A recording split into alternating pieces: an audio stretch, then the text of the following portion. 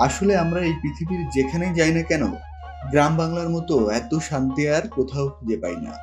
এই গ্রাম বাংলার সৌন্দর্য দেখে আমাদের মন কখনোই ভরে না। এত সব দৃশ্য রয়েছে তা আমরা কখনো এক জন্মে দেখে শেষ করতে পারবো না।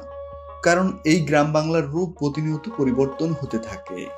গ্রাম বাংলায় যারা জন্মগ্রহণ করেছেন, একমাত্র তারাই জানেন গ্রাম বাংলার মতো শান্তি আর পৃথিবীর কোথাও নাই।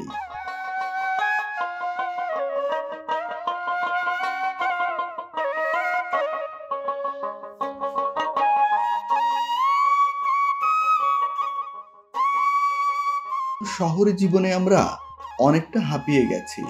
চারিদিকে তাকালেই শুধু ইট পাথরে ঘেরা বাড়িগুলো দেখতে পাই। আর এই গ্রাম বাংলার অলিতে গলিতে যেসব সৌন্দর্য রয়েছে তা আমাদের সবসময় মুগ্ধ করে দেয়। যারা গ্রাম ছেড়ে বাইরে কাজ করতে যায়, তাদের কাছে কখনো বাইরের প্রকৃতি ভালো লাগে না।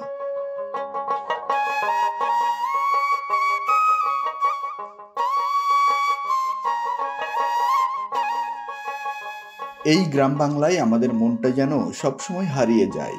আর এই জন্যই হয়তো বিভিন্ন কবি এবং লেখকেরা তাদের প্রায় লেখনীর মধ্যে এই গ্রাম বাংলার প্রাকৃতিক সৌন্দর্যের বর্ণনা তুলে ধরেছেন।